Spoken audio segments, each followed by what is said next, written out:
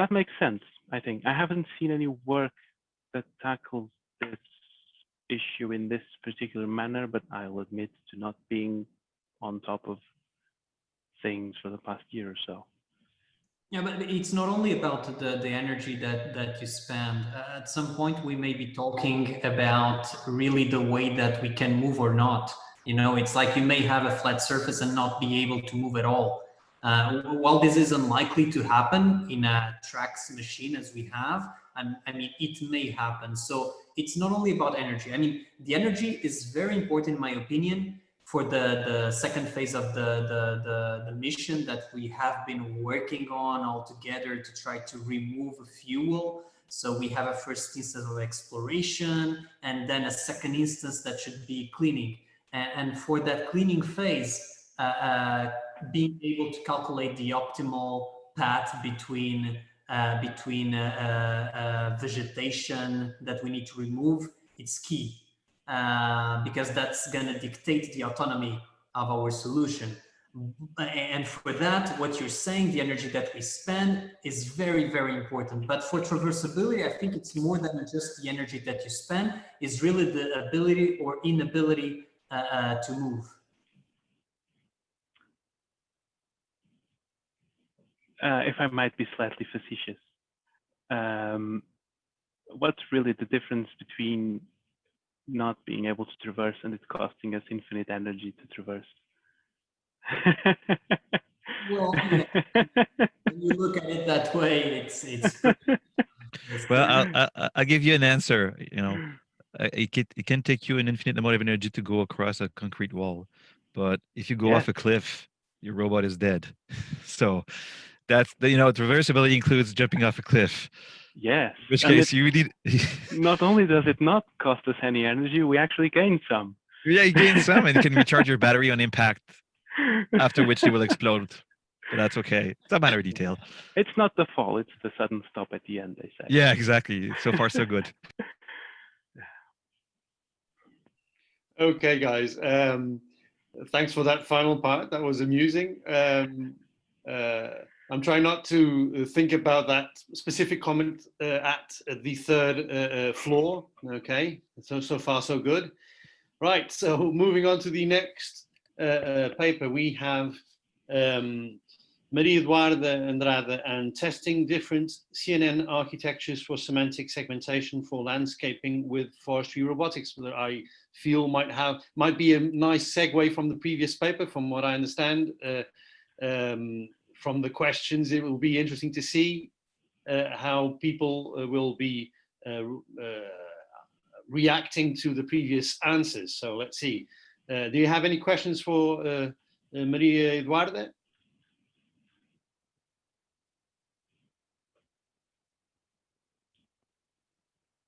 If no one does, I do. I guess I can ask. I unfortunately didn't have to go over details of the paper, but you're using multispectral cameras for this work, and if so, how many channels do you have?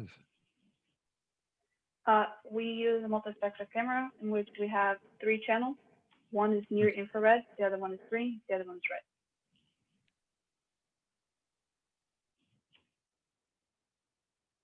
Gonçalo, you're going to ask something, so you were in the queue. It's something I was surprised to see in the paper and the video, but that might be because I didn't notice it before. Why are you specifically looking for live flammable material as opposed to any flammable material that might be off the floor? I mean, stuff might be dead and still need to be mulched, is what I mean. Well, if I might answer that one, since I'm a co-author. Well, when we say that we are mainly looking at live flammable material, we actually mean it. So we're not saying that we're disregarding everything else. In fact, we are training with labeling that corresponds to anything that we find that is things that we want to mulch. But you have to understand, there is a moment from, and this has been told to us by our end users, there is a moment beyond we don't actually need to mulch anymore. It's it's still a flammable material. It's lying on the ground, but there's nothing that can be done. So that's why we are a bit more worried with live material, because that's actually surrounded by oxygen. So it will be a lot more flammable, if I can put it in that framework. But in any way, in any case, in the future, we might look into all of that, because we are actually thinking about taking in, if you read the paper, you'll see that in the future work comments, we are thinking about expanding the number of modalities and channels that we're going to add to the system. So that means we're not just looking for chlorophyll. Yeah, that's exactly it, because you can have, I mean, living material will tend to be to have a more rigid structure because it's alive, and therefore not be a part of that layer of stuff we don't care about anymore, because it's too close to the ground to actually make a difference. But you can have clusters of material that's not actually alive, and by not actually alive, I mean it will have drastically different visual characteristics to the living flammable material that might also have to be mulched. Well, that's easy. I mean, if you use the right training images, you can take care of all of that. The problem is, as I said, that the way that the multispectral camera works, it will be easier to detect stuff with chlorophyll. That's why we're mainly using it. Now, it will not be the only modality that we will be using in the end. So for this work in particular, and I hope Maria Eduarda can correct me if I'm wrong, for this particular work that we're reporting on the paper, it's not yet at that stage, but eventually we will be doing more, let's say, broad sensed testing to take all of that into account. But I can already let you into the secret that it's already difficult just doing the training, and of course you can see that in the paper, for other types of living beings that we don't want to mulch. In fact, we don't want to mulch people, nor animals. So we want to preserve the wildlife, in fact, if we can. And getting training images for those entities is a pain. So that's why we're doing transfer learning. And probably that will be one way of getting around what you're describing. So very specific instances of stuff that we want to mulch anyway, but we don't have a lot of training images for. So in a nutshell, more modalities eventually, and probably some transfer learning for very specific entities. But Maria Eduarda, please chime in if you want. Yeah, I would just add that I would say exactly what John said, that we're focused on live flammable because of the data sets we can acquire right now, and the time we acquire the data sets, that we have less dry and dead flammable material. But in the future, we do want to have as much data set, as much information as we can on our data set. However, we haven't been able to acquire that yet.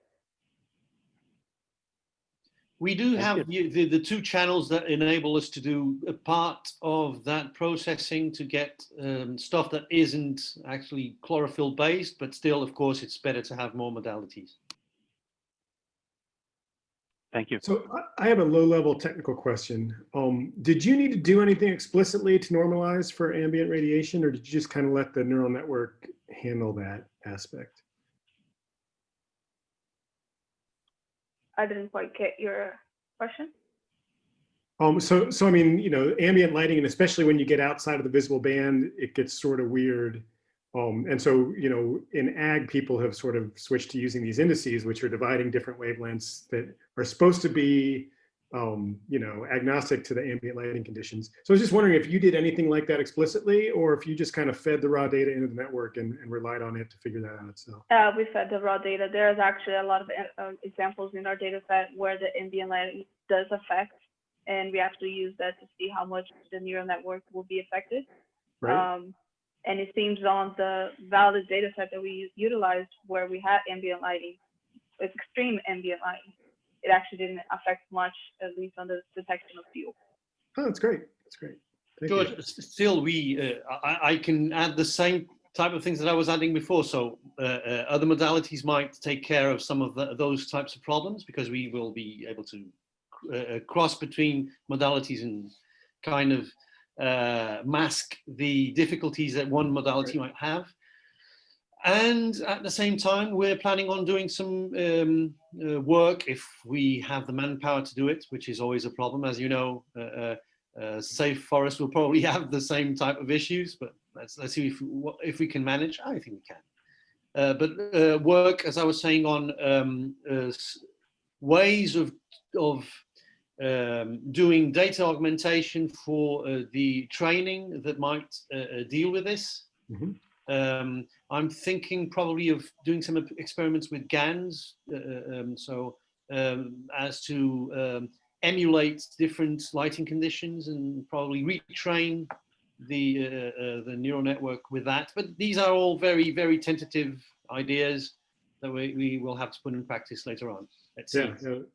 Yeah, that's great. I've been a little hesitant to step outside of the visible band, you know, just because I have no idea how to deal with those kinds of issues. So maybe I should be more bold and just try it. Step in the unknown.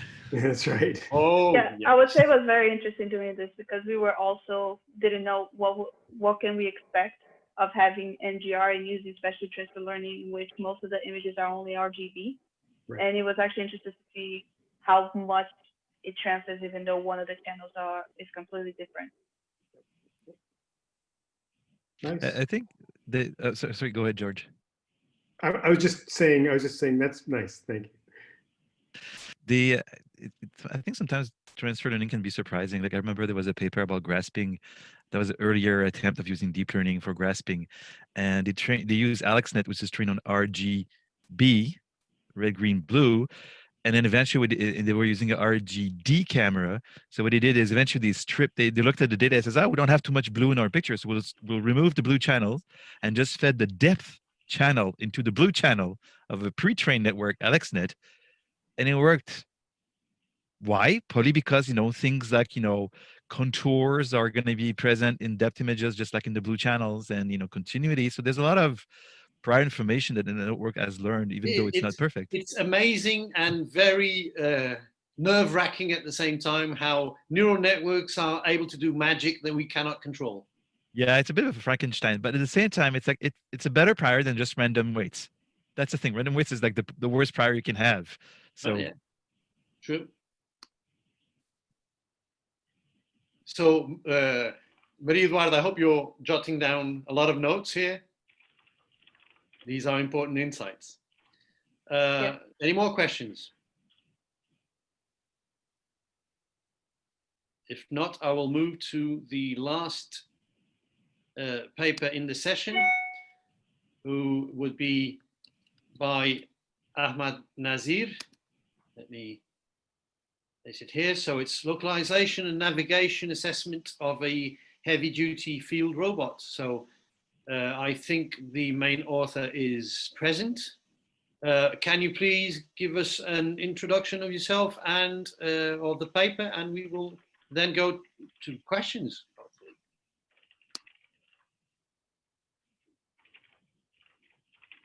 Ahmad, are you here? If you are, and if you're talking, you are muted.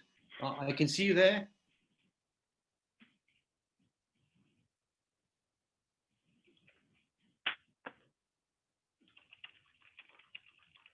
All right, Michael, you're one of the authors if you want to take over, and if there's something wrong with Ahmad's connection.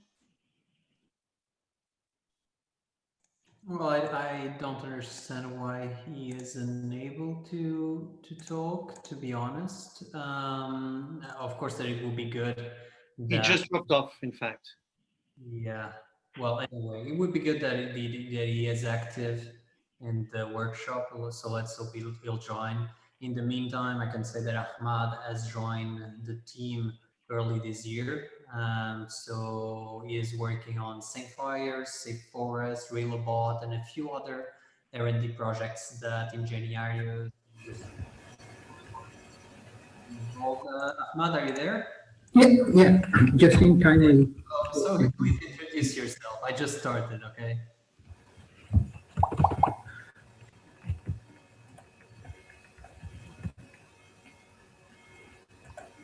Ahmad, your go. Please introduce yourself and your paper. Thanks. Okay. Thank you very much. Hi, everybody. My name is Ahmed Kamal Nasir, and I'm working as a research investigator at Ingenious Limited in Coimbra, Portugal. And the other authors of this research work are Andrea Arroge and Michael Corsiro. Regarding this paper, I mean, the main contribution of this paper is to incorporate existing state-of-the-art ROS-based algorithms for localization, mapping, traversability, navigation, and exploration in some real-world tests for our the robot Bobcat. Yeah, and the paper presents some initial findings about those localization and navigation experimentation.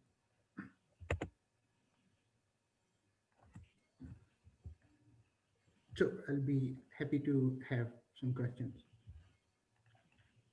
Anyone? I will ask one.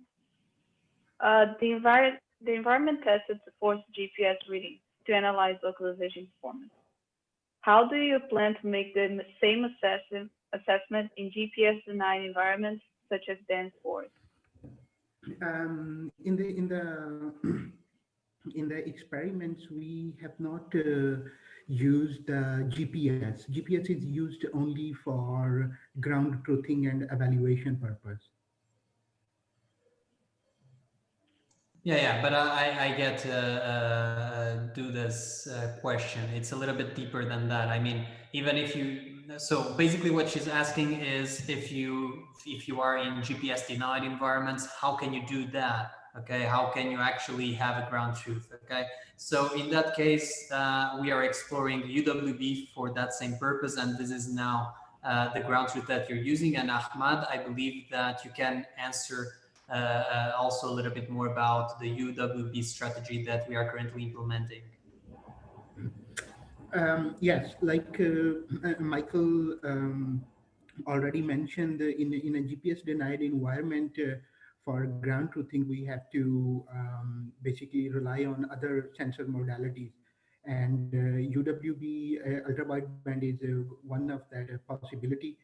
And right now, after some analysis of these initial experimentation, we also suggested that we should also employ these methodology in our localization efforts for the robot.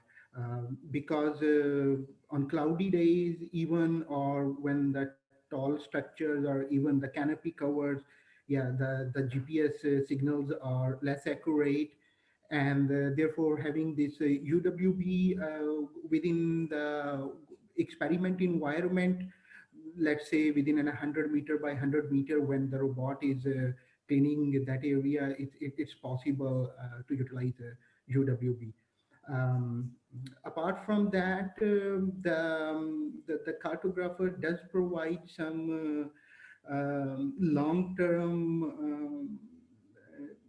let's say, drift-free localization. But yeah, when we are talking about few hours of experimentation or few hours of the operation of the robot, then yes, then we still see the drift. And in that case, UWB is in a good compromise.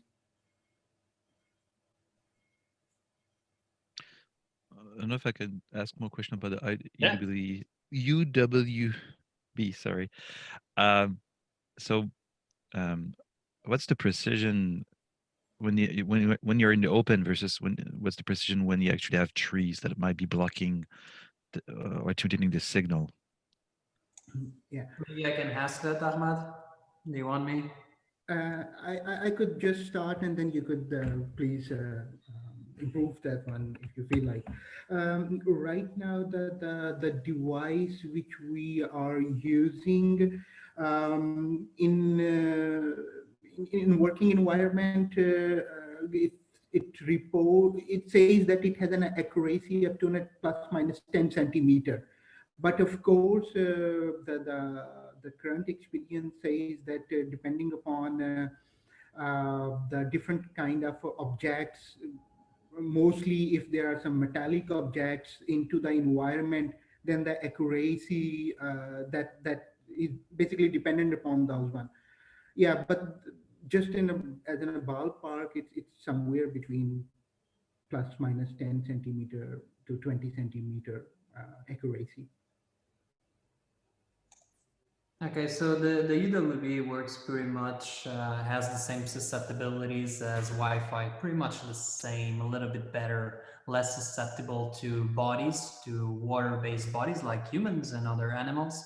So it's a little bit better than Wi-Fi to estimate localization. So in open spaces, it is exactly as that Ahmad is saying. Of course, that in real world, this is not exactly the same. However, let's put things that way. Currently, we're using ultra-wideband technology to assess ground truth so we can tune the localization system. After that is done, and we can test that in open field very easily, and we can even test that in very cluttered scenarios as long as we have more anchors, more stations. And this is totally feasible because the solution that we have created allows us to add the number of anchors that we want. So we just have to add a large number of anchors to overcome a large density of obstacles. However, in the future, this is not exactly what we aim to do. In the future, once we're able to actually have a decent localization system, further assessed using UWB or other kind of technologies, we want to integrate that into the localization system itself. And for that, of course, that we cannot put anchors here and there. This is not feasible at all. I mean, we're talking about removing fuel out of forests, which implies that we cannot put anchors in advance to operate. So the idea is to actually use drones and to use drones as anchors for the ground robots themselves. Because we know that drones will always be better localized than ground robots in the end, be it because they can go above the tree copes or whatever it is. They will always have a better localization estimation. They can also be used as a reference in the future within the localization architecture. So I guess you can leverage the first paper, which was the placement of sensors with drones, so you can go and fire arrows of UWB beacons in the forest, hoping that they won't start a fire. Okay, that's an idea. Let's keep it as an idea for now. For now, it will be good just to have the drones as anchors, but who knows in the future, maybe. Thank you. So how hard is it to fold in a prior map? So for example, if we built a registered point cloud from a drone flight, can we drop this into this system and assist with your localization? Okay, but then how do you get the reference to that map? I mean, you always need to have some sort, because the robo itself, when it is within the map, the ground robo, in certain situations, it may not have a GPS coverage. So it will be unable to somehow locate itself on the map.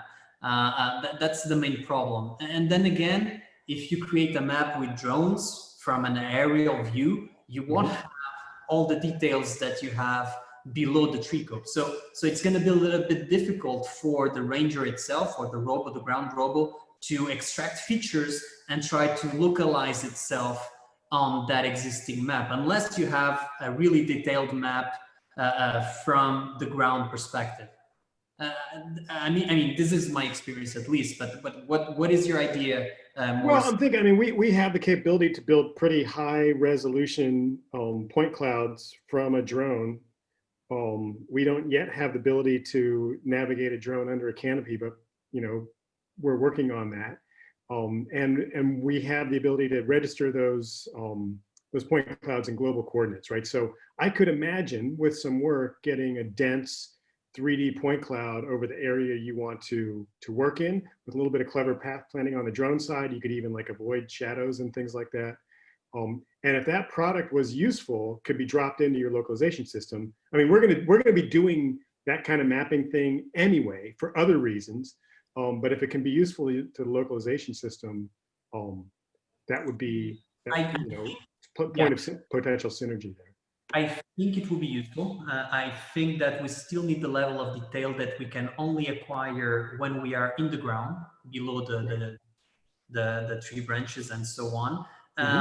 But for me, I think that right now, and within Ahmad's paper, the most important thing is that we need to localize ourselves in that map. And that's the challenge here, because the ground robot, even if it has GPS, RTK will not work all the time. We know about that. I mean, okay, we have RTK systems that can go for 10 kilometers or 20 kilometers, sorry for that, or whatever. But we know that LoRa systems, because those RTK, most of the time they use LoRa, we know that it's going to be affected after a certain dozens of kilometers, and especially in dense environments. So I think that it seems very basic saying that the localization is key, but actually it is very important indeed. Yeah, I mean, you're preaching to the choir there. I totally get it. And nobody understands why it's important, and we work super hard on it, and then it breaks and they blame us. But it is fundamental. If you can't get pose, you can't do anything else. But I'm gonna go not challenge this assumption, but what is actually the required level of precision you need for the task at hand here, which is mulching the forests? Do you really need, like, for instance, you have those land mowers. I mean, I think some of the people in this workshop have worked on land mowers. They don't need to localize very well because all they do is a random pattern. And the idea, you don't want to manicure the forest. You just want to remove as much as you can in an economical fashion. So maybe localization, I'm just asking, is that really that important for the task? So I will say, first of all, here in the US, we have a president who wants to manicure the forests. So yeah, that's right. And by Greenland also. Maybe we'll manicure Greenland. So has he heard of wildlife? Probably not. No. Well, okay. Can I add first to the previous question regarding George? I think when we talking about the UWB with the drones as an anchor, I think that this seems to have much better potential, because since the GPS, the RTK GPS problem is with the ranger, which is under the canopy, and when the drone's gonna be, let's say, above the canopy, and they would have more better possibility to get localized, and the UWB localization depends upon the positioning of the anchor. So if we have a better anchor, let's say there, then it means that it is a better, they could better contribute into the overall localization problem. Right, everybody, I'm sorry to interrupt, but we are really over time. Miguel, if I may ask you to give a final answer, and we can then... Very final answer. It's a very final answer, because I think it's key. And I think it should be one of the things that we should mention in the white paper. Answering directly to Philippe's question or provocation, how reliable the localization is will depend on how optimal we want to be in our task. The thing is that we're working on multi-robot systems, okay? So if we want to have a common ground, a common map, okay, a common reference, then localization is key. If we have a single robot system with a random pattern, with a random moving trajectory, whatever it is, then localization is not that important. We can detect the fuel and clean it. But if we want a multi-robot system, then we need way more precision and accuracy than it is expected, especially if we want to aim at optimality. I want. We don't have mute buttons, which is great. We can have debates. For those in North America, watch the news. If we can, I can mute everyone if you want. If we can actually do what Michael is suggesting, so take this discussion, which is already a bit broad, towards the white paper, that would make the white paper discussion so much more interesting. And we can keep to timing, because there, of course, we try to get this slot to be exactly in a place where everybody could participate, but probably there are people who have a bit more restrictions in terms of time.